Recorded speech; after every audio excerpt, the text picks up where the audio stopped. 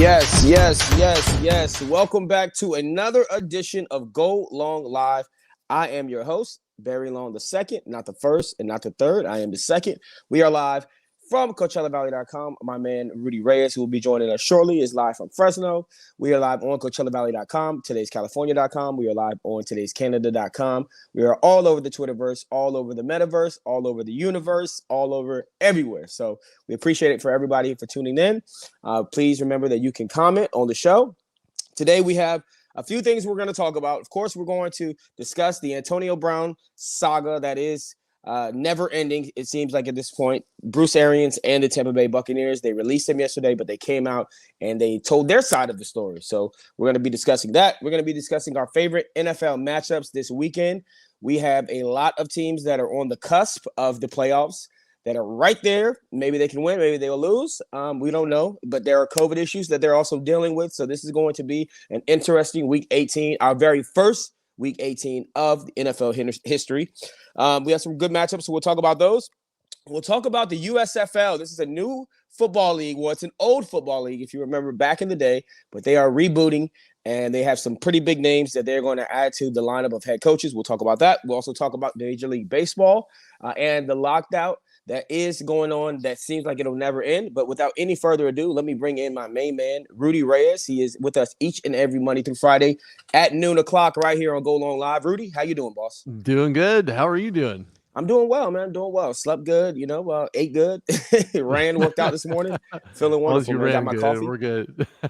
There you go. It's good time. It's 8 o'clock somewhere. So I guess for those that believe in the 8 a.m. hour, you can certainly grab a cup. It's kind of like what they say when you drink alcohol during the day. It's like, oh, it's 5 o'clock somewhere. Blah blah. It could apply to coffee too. You never know. There's no Irish whiskey or anything in here. This is strictly coffee. I wish I could drink some. I can sure use some right now. Yeah, for sure, man. So we have some NFL games on tomorrow. We have NFL games on Sunday. A lot of big matchups that are going to happen. But let's really quick. Let's recap them on what happened with Antonio Brown. We know that Antonio Brown. Shout out to Judge Williams. Judge Williams says, not really sure what that means, but shout out to Judge Williams. We are a live sports show, and this is live. We don't pre-record anything, so we appreciate Judge Williams for commenting. But okay, so Bruce Arians has now come out and said that basically Antonio Brown was causing problems on the sideline, basically saying that Antonio Brown was upset due to the targets or the lack of targets thereof that was happening to him. He only got 3 catches before he had his whole meltdown on the sideline. And Bruce Arians is saying that basically they calmed him down. They told him, hey, we're going to get you some balls. We know that he has incentives in his contract that if he would have made 5 more catches or 3 more catches, 55 more yards, 1 more touchdown, he basically would have got $1 million in incentives added onto whatever he's getting right now. He was upset about that. We found out that earlier in the week before the game, he went to the team and asked them to guarantee that in his contract. They refused. That's not how incentives work. So basically, it wasn't just hey, I was injured. Coach, I'm injured. I can't go back in the game. Get your ass back in the game. No, I'm not. Now get off the field. It was not that simple. And we found out that there's a little bit more to the story. Now, Rudy Reyes, how do you feel? Did it change your position on where you were yesterday? No, I'm actually still quite befuddled as I was yesterday because this is an ongoing situation. Antonio Brown's the kind of guy where he has done this in every single NFL franchise. Again, we talked about this yesterday. If he goes on to another NFL franchise, it's going to be his 5th. But with that being said, the last 4 also produced very negative results. Why?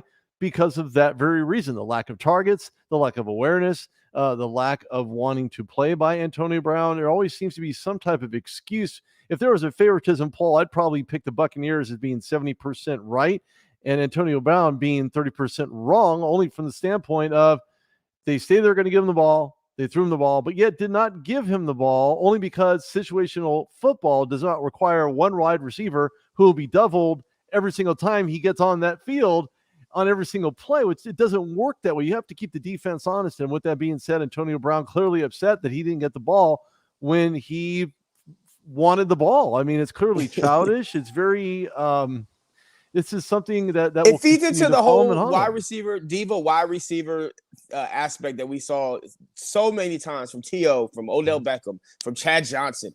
I mean, we've seen wide receivers have these meltdowns, or these kind of not meltdowns, but we've seen them argue and be upset that they don't get the ball. And we've seen them argue with the quarterback, with coaches on the sidelines, just basically the diva wide receiver thing. So a lot of people are saying that, the CTE, that he has mental health issues. I'm going to go out and say that it might be a little bit of CTE, but it's definitely a lot of EGO. And that is a big problem that Antonio Brown has. Not only that, but bring on the OMG when you're talking about the kind of things that he's done, on the sidelines throughout his NFL career.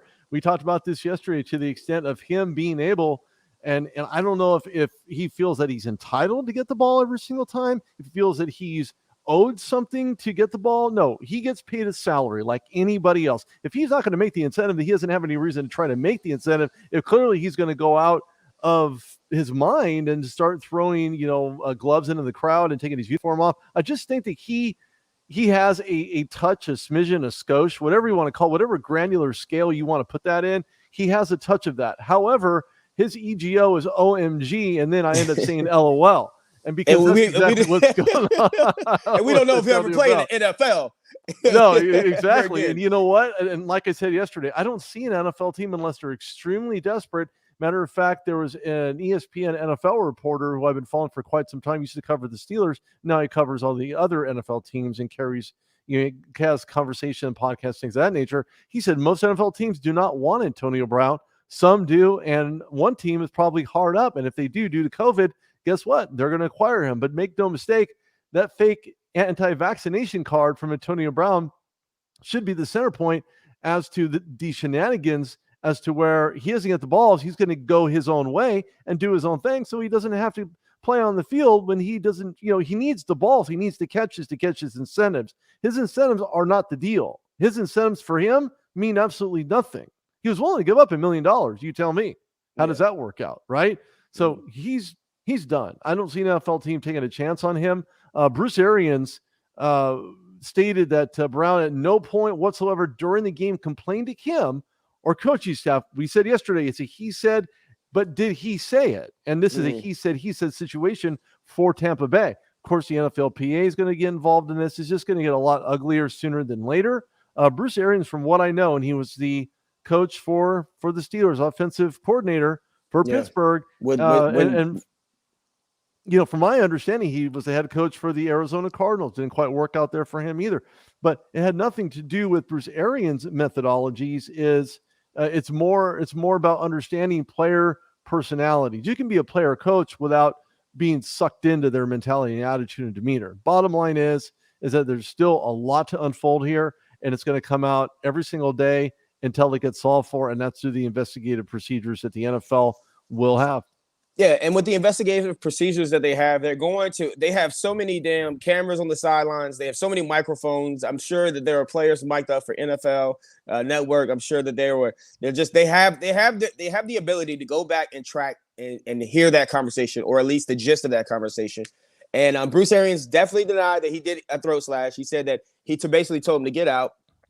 Bruce Arians kind of clarified and cleared up, where he was looking bad in the whole situation, because, now he's saying that, of course, he did know about the injury. And how could he have not known about the injury? Because Antonio Brown didn't practice Thursday or Friday. So he did say he knew about the injury, but he said that Antonio Brown did not follow the proper medical protocols, which is believable. And that's more along the lines of what the truth is, probably. But we'll see. These teams are hard up right now, and we've seen a lot of teams make a lot of desperate decisions when, a Super Bowl is on the line or a playoff berth is on the line. So we'll see. I could see a team having COVID issues and convincing Antonio Brown to come back and shoot his leg up, shoot his ankle up. And I could definitely see him playing. It's the NFL, and talent outweighs a lot of the other stuff that comes along with signing some of these players. So unfortunately, but you've seen it at Central Michigan. Yeah, and you've seen it throughout his career in the NFL. So you have to weigh in his athleticism and his athletic capabilities. Photo? Yes, that photo. But that is the worst photo I've ever seen of any player that I've ever had the pleasure of knowing or looking at. But the bottom line is that Antonio Brown, and to summarize this, eventually the truth will come out. It may not happen right now, but it's going to happen eventually. And how long it's going to take, nobody knows. But the roller coaster and Antonio Brown saga versus the Tampa Bay Buccaneers will continue until everybody's satisfied in the situation. Absolutely. Now, let's move on. We are Go Long Live. I am Barry Long the second. He is Rudy Reyes. We are live on CoachellaValley.com. Today's California.com. Today's Canada.com. Now, let's move on to the NFL matchups that are this week. There's going to be some really good ones. I really want to ask you your favorite, like your favorite top 2 or 3 NFL matchups this weekend. Let me really quick just throw out this weird conundrum that could happen. If this takes place, if the Jacksonville Jaguars can beat the Colts and your Steelers beat my Ravens, then the Las Vegas Raiders and the Los Angeles Chargers, it feels so weird saying it that way. It's supposed to be Oakland and San Diego. Las Vegas and the Los Angeles Chargers could theoretically tie and both be in the playoffs. do you see a scenario where that happens? That would be crazy. Yeah, I would actually like to see that, to be honest with you. When you look at Cincinnati in the AFC, now mind you, the NFC was like a clear cookie cutter type of figuring it out. So you know what, this is where we're at. Dallas clinched, the Packers clinched. All these teams clinched. Tampa Bay clinched, the NFC South. So they've done all their work, and it's kind of low line, straight to the point. The AFC is one big puzzle, and all you're missing is one piece, and that piece is a win. And unless they find that piece, they're going home with an L. And if you're playing at home, you don't have far to go. So the scenarios are certainly out there. Tennessee Titans are 11-5. Kansas City also 11-5 in the West. The question is, who will get the number 1 seed? That remains to be seen. The seed, if you will. Yeah. Cincinnati at 3rd position, 10-6. Buffalo 10-6. New England 10-6. Indianapolis 9-7. LA Chargers 9-7. And I can actually see Jacksonville, as wacky as this season has been, with the parity I've seen in the AFC, unlike any other year. I don't care if there was a Week 18; it wouldn't make any difference whatsoever, because the parity in the AFC has outweighed the parity in the NFC. Yes. It's been relatively just two opposite ends of the spectrum. And we see this during Pro Bowls, right? Where we see, players in the NFC, and the NFC wins, and then the AFC wins the next week, and so on and so forth. But then you look at Indianapolis, LA, Vegas, Steelers, they have to win, but Jacksonville has to beat the Colts. And we've seen this. We've seen scenarios just like this. The underdog, the Houston Texans, taking on a would-be, playoff team, basically just wiped them out of existence because it won. Yeah. The Texans just took care of the Chargers also last Sunday. So again, anything can happen. This is going to be a great game. I want to talk about the Baltimore Ravens. They're going to have Hundley in. I'll be playing. And you know what? I'm not really concerned. If I'm a Ravens fan, which I'm not, but if I was, you're a Steelers fan. If I was, I would not be concerned, because Ty Hundley has shown what he can do. I mean, once you get on a bike, you start riding it. Now you're going to add little accessories, a little flare on the handlebars. You're going to put some bright, shiny, I just don't want him to pop a wheelie. No, stay grounded. No little jumps off the curb. Just take it easy, take it slow. But I think that he's been really good for the offense in place of Lamar Jackson. Of course, I much rather have seen Lamar Jackson start over Hundley, but an ankle problem is, well, just that, an ankle problem. And if it's a high ankle sprain, not going to happen. Yeah. However, what really makes me interested in this game, not only from a playoff positioning standpoint, but there are a couple keys. Trey Turner's not going to be playing on the offensive line for Pittsburgh. Dan Moore also not going to be playing. Trey Turner's been the elastic man all season long, playing different positions on that O-line, and has done absolutely fantastic, except for a couple penalties here and there. But this is going to come down to who wants it more. Typical Steelers-Ravens matchup. Bottom line, it's going to be a knockdown, drag out. Who's going to take it? Who's going to win it? Type of game. And it's going to be owned at the line of scrimmage. Bottom line. It's about field position. These games are all about field position and line of scrimmage. And they're always, a lot of times they're 7-10, 13-7, 13-10. And they're low-scoring games. And it's going to be like that, always between the Baltimore Ravens and the Pittsburgh Steelers, no matter who's on whichever side of the ball. Right. And the thing about it is you're right. Ty Hundley has given the Baltimore Ravens a little bit of spark with the offense, if you will, because before Lamar Jackson went down injured, I know that the Ravens were 8-3 and things were looking good, but there were a lot of games where we barely won at the end, and there was a lot of times where Lamar Jackson had problems making decisions quickly, and Ty Huntley came in and kind of is a quick decider with the football. Goes certain places with the football. He can run the ball. He can't run as well as Lamar Jackson can. But he has been great for the Baltimore Ravens, and I could easily see a team like the Texans, who doesn't have a quarterback after they get rid of Deshaun Watson, and they're not sure what they want to do with Tyrod Taylor. I could see a team like them. I could see a team on the bottom of the AFC or NFC going after a Ty Huntley, and maybe not just as an insurance policy as a backup quarterback, but as a starter. And this is going to be a big game for him, putting film out there. But this is going to be Ben Roethlisberger's last NFL game if the chips don't fall in the favor of the Steelers, where other teams have to lose in order for them to get in. So Baltimore would like nothing better than to, as much as Baltimore respects him, they would like nothing better than to send him away in his last game with a loss. So it's going to be a knockdown, drag-out fight, but I expect Pittsburgh to come out on fire because it is Big Ben's last game. Yeah, no, I definitely say you've seen that in his farewell game at Heinz Field. Talked about a little bit about that yesterday. So I really think Ben himself knows, and if for some reason the Steelers want to give up that number 7, I'm pretty confident that whoever they draft, wherever they pick, whatever new player they acquire, they're going to have to contact Ben Roethlisberger to get the approval to wear that absolutely. That number should be submitted in legacy at Heinz Field. Now, what as a Steelers fan, what does Big Ben mean to you? Real quickly, just give us a Ben means stability. He was there for so long. I mean, 18 seasons, 2 Super Bowl titles. I've seen him sling it out. I've seen him throw balls away. He's one of those guys that will end up in the Hall of Fame within the next couple of years at least. But you know what? This pro football class will not have any Steelers in it whatsoever. Some other teams will get some love, but Ben means a lot to the city of Pittsburgh, to the wins, to the titles, to basically fans out there who are just sad to see him go. And I'm sad to see him go, but it's fine. And as a Ravens fan, Big Ben means a lot to me too. It is always fun when you get to go up against Big Ben Roethlisberger. As a fan, you just love watching his style of play. It's so hard to take him down. The way he's evolved his game, from he was able to make plays with his legs early in his career, and later on in his career, he's become much like a statue. and it's only right that they build a statue of Big Ben Roethlisberger.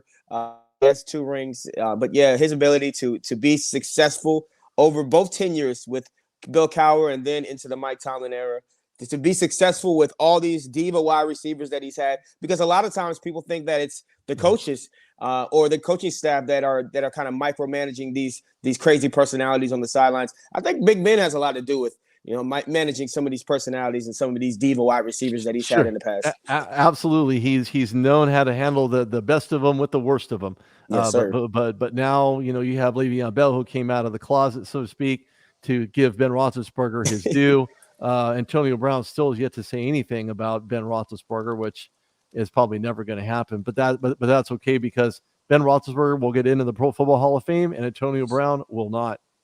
All right, yeah, and that's a shame, because the numbers are there, but the Hall of Fame is not only just about the numbers; it's also about what you do off the field and your behavior. Absolutely. And that's a great point. Now, absolutely. We are Go Long Live. This is a 30-minute sports show. We're on CoachellaValley.com. Today's California. Today's Canada. He is Rudy Reyes. I am Barry Long II.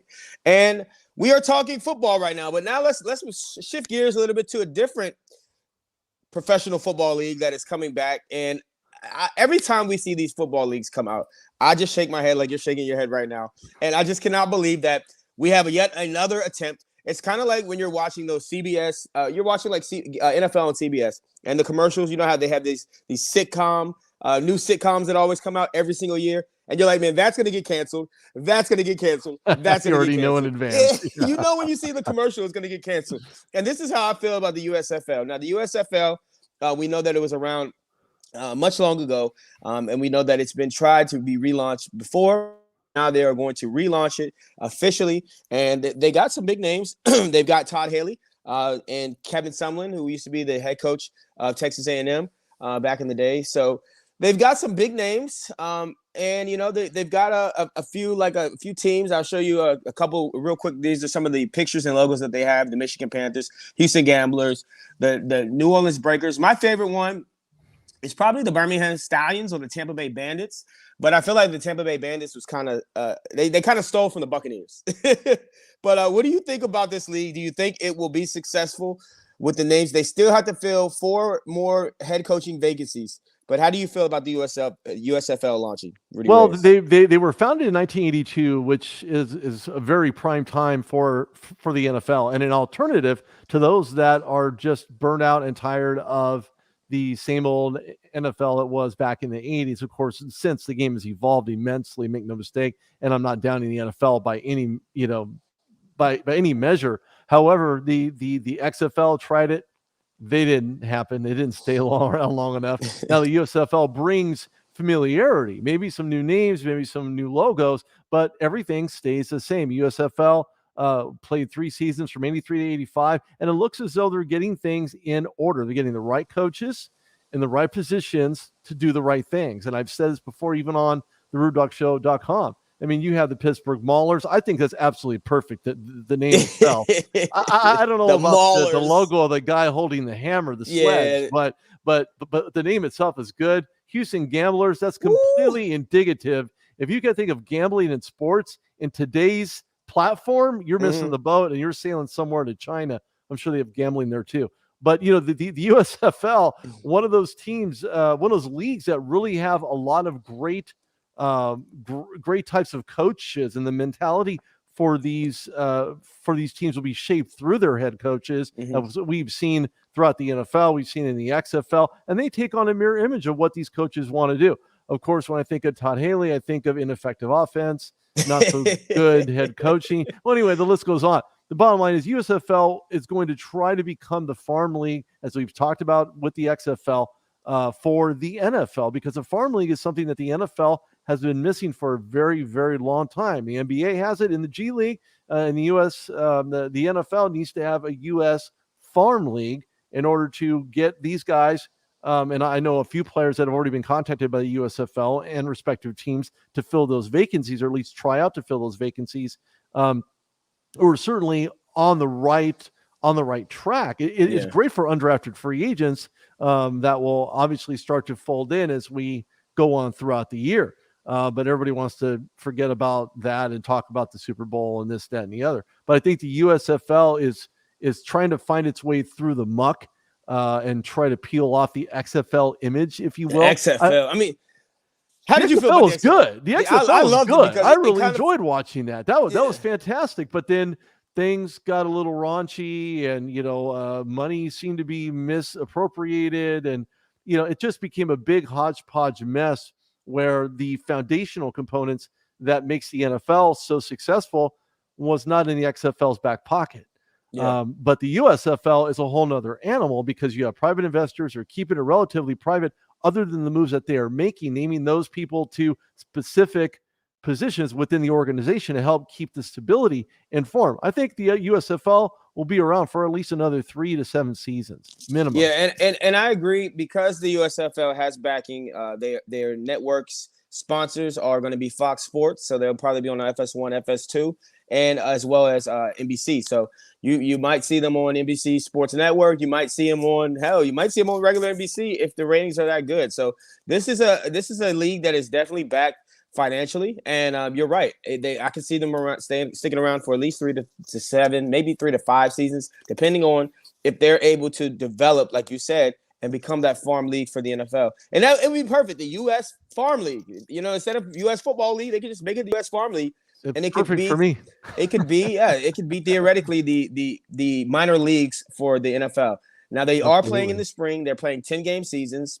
We could see guys who are on practice squads from other teams, who are looking for their opportunity to put some film out. We can see those guys going to the USFL. We can see guys coming from the CFL. We can see guys maybe even doing what we see with the G League right now in the NBA and going straight and skipping college. Oh, who knows? We never know what could happen with this. Dicey. That's dicey. That's in college just to do that. Are you serious? Are you serious? It may evolve into that. That's all I'm saying. Are they going to try to find the next Kobe Bryant, but wearing cleats instead. I don't know. That's another story. It could happen. It could happen. You never know. You're right. You're right. All right. So now, real quick, let's talk about Kyrie Irving. Now, Kyrie Irving, we saw him earlier in the season. He said that he's unvaccinated and he will remain unvaccinated. We are Go Long Live. I am Barry Long II. He's Rudy Reyes, by the way. And we saw Kyrie Irving. He basically said he's not going to get vaccinated. It's a political stance. It's something that he's very firm on. It's the Nets said that because of the way the laws are in New York, he's unable to play at home games at Barclays Center. And they said, you know what, we don't want you to play away games either in different states. So eventually they got to the point where their COVID had hit them hard enough and they need players and they need good players. So, and Kevin Durant has been publicly critical of the team and their performance, their effort, just everything in general. So they decided to bring Kyrie Irving back for away games only. He dropped 22 points in the season debut in Indiana against the Pacers. And tonight they are at home against the Milwaukee Bucks. But of course, he cannot play because it is a home game. Now, do you think that this is sustainable for the Nets?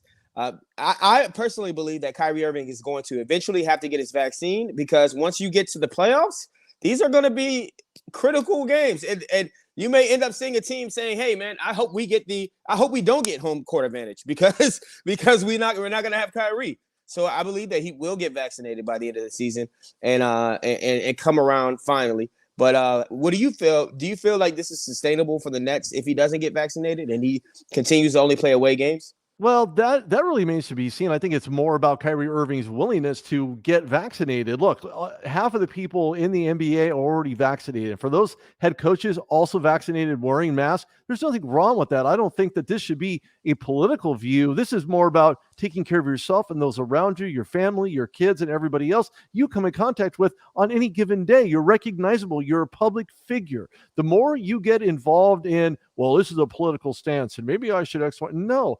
Think about the long-term effects by not getting the vaccine. I've been vaccinated since March of last year. I'm going to get a booster to attend the NFL Super Bowl, whether it's played in Arlington or in Los Angeles. Of course, LA's in my backyard and Texas a little farther away. I'm vaccinated, boosted. I'm boosted. See, right? So then Kyrie just needs to follow, and I'm not telling him to avoid his political views and political stances, but don't forget a 46-year-old lady who served in the GOP, who was an anti-vaxxer, ended up dying at the age of 46. I don't think Kyrie wants to end up on that end of the spectrum. I think Kyrie needs to be the better Kyrie from not only a mentality standpoint, but a longevity standpoint to be that key individual that is going to be basically preventing them from getting into the postseason because of his political stance and just join the rest of everybody else. I mean, I'm not going to get into the hairy, scary or the overall minutia of this, but the bottom line is if he wants to play in this game, he's going to have to bend some rules of his own, personal and political rules, in order to be able to play away and home games. Your passion should overshadow your political stances. And right now, his political stances make him an away part-time player. Is a part-time, I can't believe I'm saying this, part-time player in the NBA. One of few. I mean, he's probably bussing tables at Denny's with the mask on the other part-time. I'm just saying that working at the subway. Needs to bend some of these rules of his and stop taking tips from 90-year-old people at Denny's and realize that people are coming to watch him play. Yeah. So bend some of those rules, Kyrie, and this is about a team sacrifice. This is what it's a team sport. That's what it's about, man. And the most frustrating thing that I see on the news is when people are like, they're on their deathbed and they're like, I wish I would have got vaccinated. And then it's just like, you could have. And then they end up dying. Of course, they end up having like funeral parties. At their funeral, they end up having like vaccination parties. Well, come down and get a free vaccination at this person who wouldn't get vaccinated funeral. So it's just frustrating. And I think that Kyrie Irving has a responsibility to his teammates when he signed on the dotted line that he's got to be ready at all costs. And if they're getting vaccinated, I believe he should as well. So we'll see. But let's quickly move on because we don't have very much time and we want to talk about this MLB lockout. Now, there's a lot of issues going on with the Major League Baseball, and most people are not, tuning in and caring about it because it's not baseball season yet. But when baseball season comes around or when spring training comes around and we start seeing this stuff being delayed, then I believe it'll make the front page. But basically what's going on is there's a ownership group that is, making a ton of money through television deals, through revenue sharing, through all of that. And then there's players who are making pretty good money. If you were to compare all three major sports, baseball, basketball, and football, the biggest contracts are being handed out in Major League Baseball right now. And it's not even close. You got Patrick Mahomes, who's making a lot of money, and quarterback money's going up, but it's not comparable right now to what these major league stars are making. So you've got a lot of issues on the table, and you've also got issues on the table such as like universal DH. You've got the Major League Baseball playoff expansion format that they're arguing about. It's a lot of stuff on the table. But Rob Manfred seems to be the guy at the helm, and he seems to be the guy that most of the anger is directed at. How do you feel about this lockout? Do you think that we're going to have a season at all this season? And do you think that Rob Manfred really has the best interests of the fans and the players at heart? I think that remains to be seen. I think when you look at Rob Manfred and what he has done throughout his tenure, some of the questionable things, but more importantly, Rob Manfred has been the guy to help solidify what Major League Baseball was supposed to be after Selig, left. So you look at the trackers, you look at free agents, you look at the fans. They're dying for baseball right now. Whether or not there's spring training remains to be seen. But I do like where this is going. You just have to resolve the larger issues, look at the larger outlook. And if teams want to get compensated for TV deals and your ESPNs and things of that nature, then by all means split that revenue up. Share it within the organization. That will help break the crux of what's currently going on, at least from that aspect of it. I think overall they're going to end up playing ball. Really? I expect this to happen. Okay, you expect it to happen soon. I do. Whether or not Rob Manfred could get on board with everybody else and vice versa in a conjointal move to get this Major League Baseball season open, absolutely. There's been. Are you a fan of Rob Manfred? Because Rob Manfred has done a lot of things to the game, whether they be good or whether they be bad. But I believe that we've heard things like he's changed the baseball mid-season without letting the players know. We know that we've thought this for a while as baseball enthusiasts that the seams have been tightened on the baseballs because the balls are flying out of the park. It's not just exit velocity and the angle, launch angle, and all of that. It's a little bit more. There's a lot more baseballs flying out of the ballpark, and chicks dig the long ball. You know what I mean? So, are you a fan of Rob Manfred? Do you think he's good for the game? I'm probably 70% on the not, but on the 30%, I think he'll help shape this. He's more of a business guy than he is a baseball guy. That's just the bottom line. He'll find a way. He'll get it done. All right. Well, I certainly hope so because my Dodgers, we need to get out there and we need to get going. Rudy Reyes, man, it's been a pleasure. We are here every Monday through Friday at noon, and we break down all the top events and stories in sports. Really quick, let them know where they can find you at, Rudy. Yeah, you can go to at RudeDogReyes on Twitter. Throw me a follow. Make sure you go to the RudeDogShow.com. Got a lot of great interviews there. And, of course, the upcoming NFL Super Bowl going on in either L.A. or Arlington, Texas. And you're going to be on Radio Row, there right? as well. Yes, I am. I'll be on Radio Row. You'll be able to find me. All right, that's awesome, man. And I am Barry Long. The second, you can find me on Twitter at Radio Barry Long. You can find me on IG at BarryLong_2. And remember, stay focused, stay motivated, stay inspired. And remember, you are capable of doing anything, so go out and do it. We will see y'all on Monday. We'll know what coaches are being fired, and we'll also know all the NFL teams that are in the playoffs. It should be exciting. Enjoy football this weekend. We'll talk to you Monday.